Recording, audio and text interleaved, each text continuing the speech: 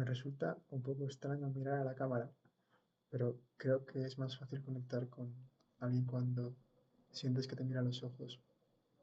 Así que voy a intentar grabar este vídeo mirando a la cámara en lugar de a la imagen que me devuelve el ordenador.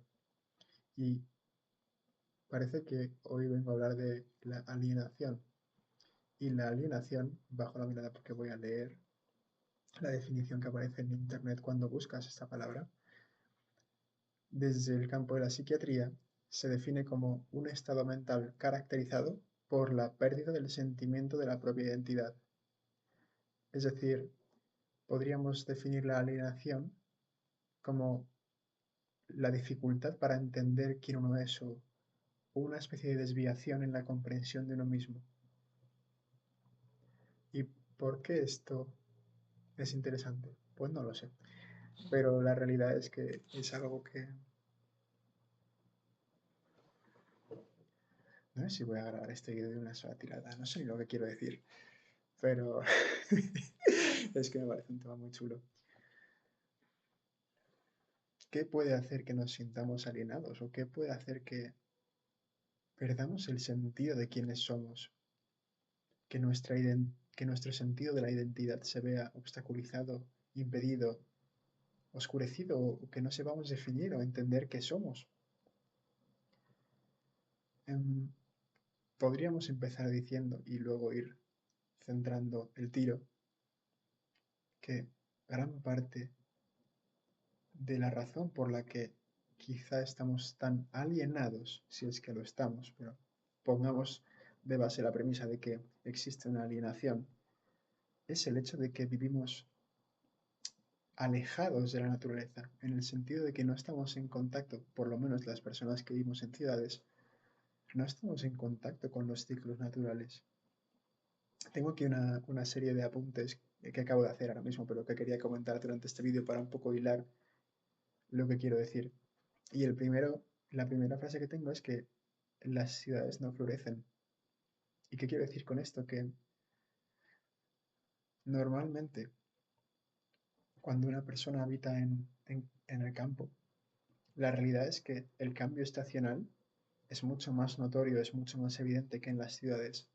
En las ciudades puede hacer más calor o menos calor, puede haber un cambio de temperatura y de la duración de las horas de luz en un día, pero no se observan tantos cambios como cuando uno vive en la naturaleza. La naturaleza me refiero a un entorno más rural. Cuando uno vive en una ciudad, difícilmente uno ve las fases de la luna evolucionar a lo largo del mes, o ve con tanta claridad cómo el día se acorta o se, o sea, o se hace más largo.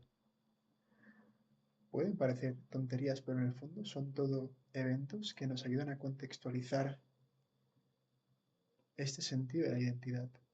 Esta repetición cíclica que se produce en la naturaleza nos ayuda a entender también nuestra propia existencia, el paso del tiempo, la llegada de los cambios, las estaciones. Todo esto es algo que en el momento en el que al ser humano se le priva del contacto con estas realidades, uno pierde cercanía con la realidad de la impermanencia, por ejemplo. La realidad de la impermanencia es que todo está en constante cambio. La energía o la materia, que en el fondo es lo mismo, una de sus características básicas es la transformación. Todo está perpetuamente en transformación.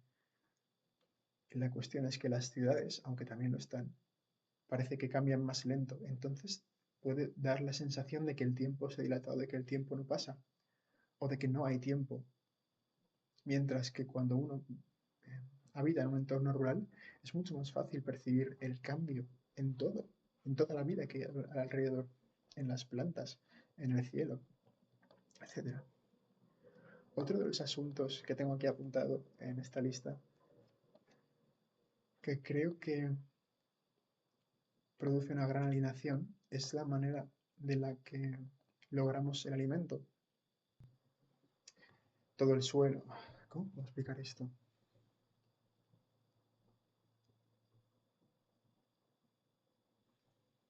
Bueno, Otro de los factores que creo que pueden contribuir bastante a nuestra alienación es la manera de la que obtenemos el alimento. Hemos construido sociedades de tal manera que ya no necesitamos que tanta gente trabaje en la agricultura porque gracias a las mejoras tecnológicas la productividad pues, aumenta mucho y con que unos pocos trabajen en la agricultura, por ejemplo, en la ganadería, muchos pueden comer. Y toda esa mano de obra restante se destina a seguir desarrollando otros sectores, como la tecnología, la sanidad, la educación, etcétera, etcétera.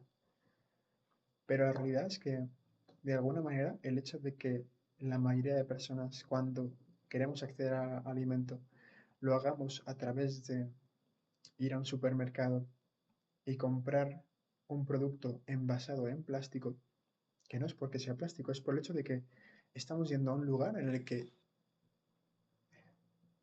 la carne de un pollo, de un cerdo, de un pavo no se parecen en nada al animal en sí. Son filetes que están puestos dentro de una cajita de plástico prácticamente esterilizada, presentada con un aspecto muy decente. Y, y uno lo ve y, bueno, pues esto será pollo, será pavo, será cerdo, pero hay un salto muy grande desde que el animal está vivo y está en una ganadería hasta que esa carne llega a tu supermercado. Es como si perdiéramos contacto con realmente lo que estamos consumiendo. Terminamos dándolo por sentado, dando por sentado que la comida está en el supermercado, pero no sabemos cómo cultivarla, no sabemos cómo hacer crecer un pimiento. Si nos hiciera falta, no sabríamos cómo hacerlo, se nos moriría o le echaríamos demasiada agua y se le podrían las raíces, o yo qué sé. Es que no sabemos producir nuestra propia comida. Y al final eso genera un sentido como de, sí, alineación, porque algo tan fundamental, es, es el hecho de estar desconectados o de desconocer el proceso por el que se forman, algo tan fundamental como los alimentos que consumimos. Somos integralmente dependientes de otras personas para poder comer. Por eso cuando hace poco hubo un apagón bastante serio en España, yo por lo menos fue de lo primero que pensé, dije, ostras, si esto se empieza a prolongar, vamos a tener un problema muy serio, porque las ciudades no están, la gente que vive en las ciudades no está preparada para sobrevivir em, si alguien no les suministra alimento. No sabemos cómo producirlo y damos por sentado el acceso al alimento y lo tomamos como algo que ya está garantizado, pero la realidad es que es un privilegio, o por lo menos es un privilegio tener alimento en la variedad de la que disponemos de él, con la seguridad alimentaria que tenemos, porque en todos los países no es así. Y, y a los precios a los que los compramos en España, que en algunas partes puede ser más caro, pueden haber oscilaciones, pero la realidad es que está bastante bien si lo comparamos con países cercanos como Portugal, que el salario mínimo es mucho más bajo y los precios de la comida son más caros. En resumen, la manera indirecta a través de la cual accedemos al alimento y que nos hace completamente ajenos al proceso de obtención de los alimentos contribuye a esta alienación. ¿Por qué? Porque nos priva de la observación de que todo lo que consumimos procede del mismo lugar, la Tierra, en mayor o menor medida. En muchas ocasiones hay laboratorios de por medio cuando consumimos alimentos ultraprocesados y demás, pero cuando consumimos verduras, frutas, incluso carne, todo esto, en mayor o menor medida, viene de la Tierra, florece, crece a partir de el sustrato de la Tierra. En el caso de la carne, normalmente estos animales crean esa carne a base de consumir alimentos que surgen de la tierra o piensos elaborados a raíz de alimentos que surgen de la tierra, con aditivos químicos producidos en un laboratorio. Pero todo este círculo de la alimentación lleva al mismo lugar, a la tierra, a la naturaleza. Por eso resulta alienante no estar en contacto con la fuente de donde se obtiene el alimento, porque olvidamos de dónde procede. Tengo aquí apuntado, quería hablar del nacimiento y de la muerte de las personas. Y aquí no sé por qué en nacimiento he puesto partos. Voy a cortar esto. Voy a quitar. Voy a quitarlo del vídeo. Vale, voy a pasar al siguiente tema. Iba a hablar de los partos, pero me he dado cuenta de que no sé si quiero meterme en ese fregado. Así que vamos a pasar a la muerte, por ejemplo. La muerte como fuente de alienación. O mejor dicho, la manera de la que nos relacionamos con la muerte en las sociedades como esta, en España. Bien. Lo primero que hacemos cuando alguien muere, aparte de empezar a organizar todos los preparativos necesarios para el funeral, el tanatorio, etcétera, etcétera, es preocuparnos de que hay que maquillar al muerto para que esté presentable para la gente. Esto, por una parte, es un gesto muy bonito, el querer que las personas que se despiden de un ser querido puedan hacerlo como con una imagen agradable, pero al mismo tiempo blanquea de alguna forma una realidad que es inescapable y que tarde o temprano se materializa para todo el mundo, que es la de que nos vamos a morir.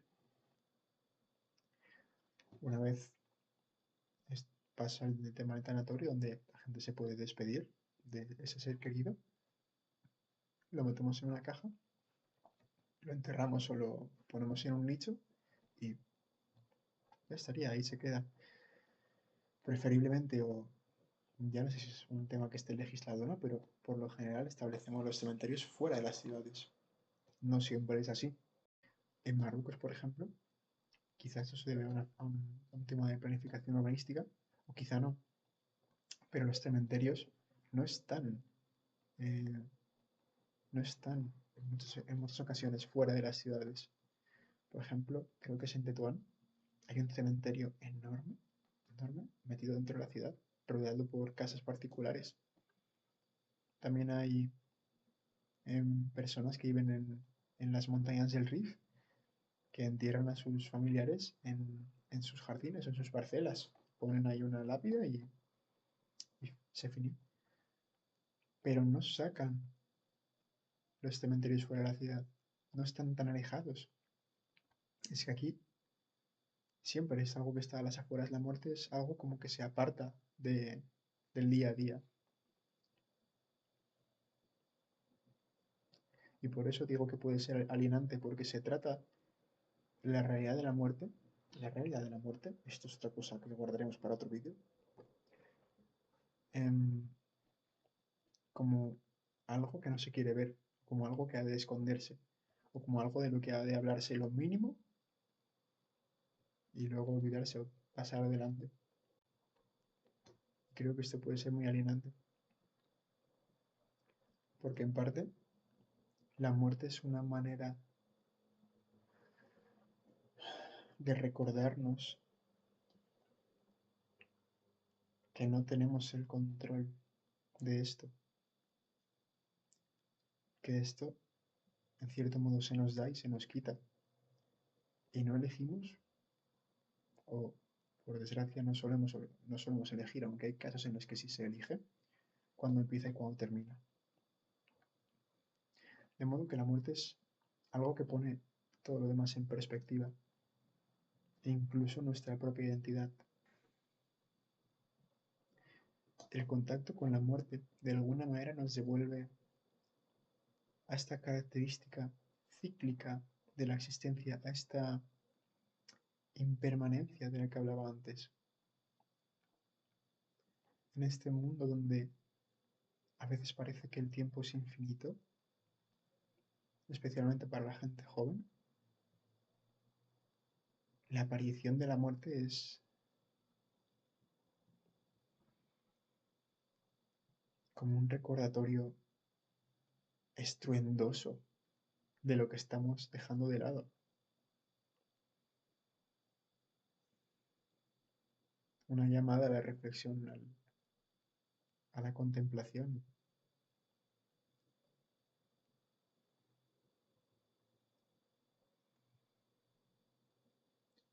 Es algo que cuando llega, cuando aparece, cuando se da en alguien muy cercano a nosotros o incluso cuando nosotros recibimos la noticia de que es posible que pronto sea nuestro momento de partir, pone todo lo demás en perspectiva y lo que en el día a día parecen problemas, palidecen cuando se comparan con la muerte.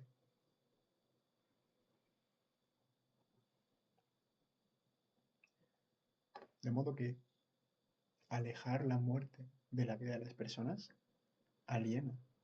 Aliena porque es privarnos de una perspectiva, no una perspectiva en sí, pero privarnos de algo que pone lo demás en perspectiva, que nos ayuda a entender mejor nuestra naturaleza humana. Bueno, y para poner carpetazo a este tema tan oscuro, de alguna manera, pasamos a algo muy actual, que es la infoxicación. Este término me parece muy chulo. Infoxicación. Una especie de intoxicación a partir del exceso de información. ¿Por qué la infoxicación puede ser alienante? Bien, cuando constantemente consumimos información, está pasando alguien muy guay por la calle. Me gustan sus gafas.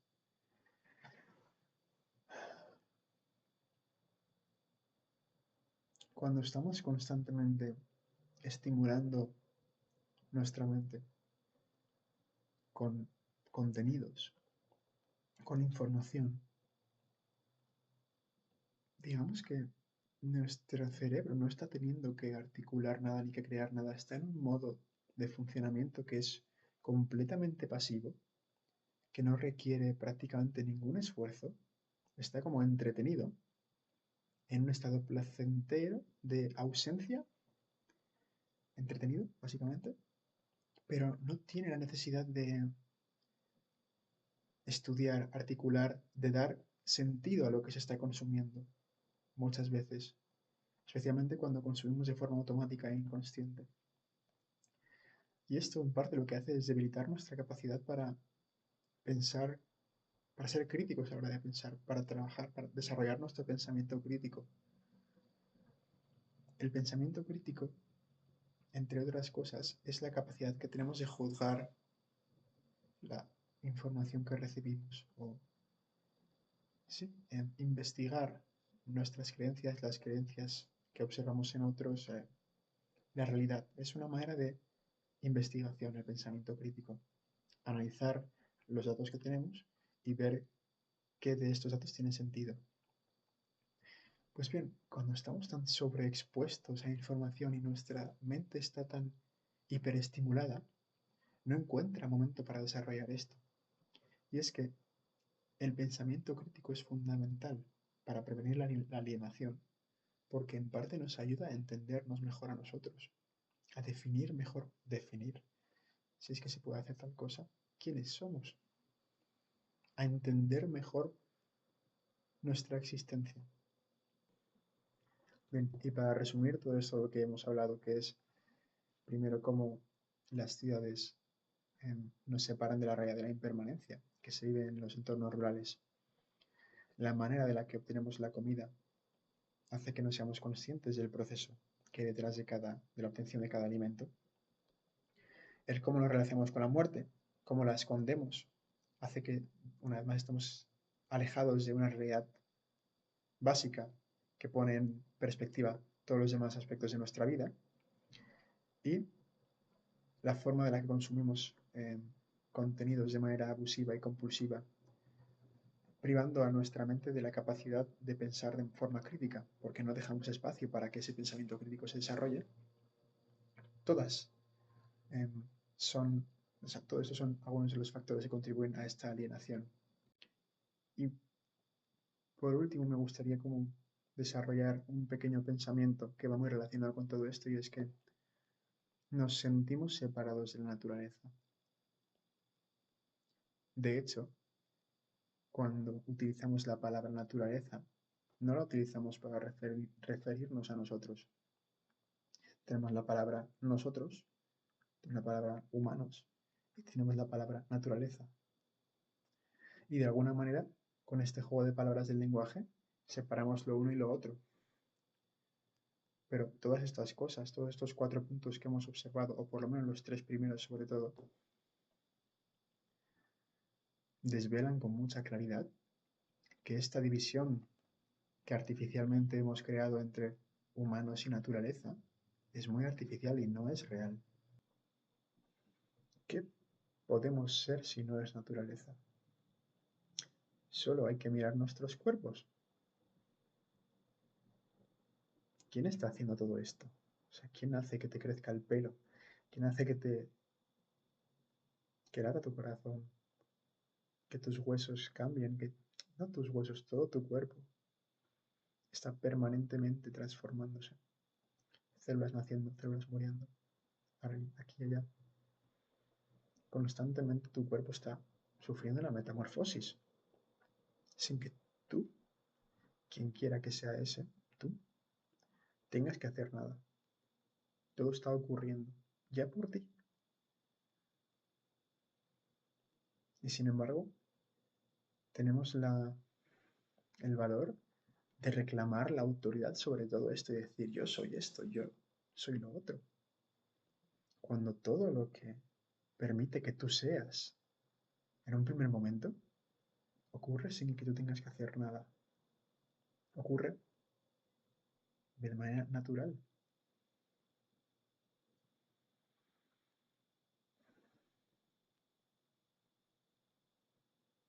Y es a través del reconocimiento de esto que podemos salir de esa alienación.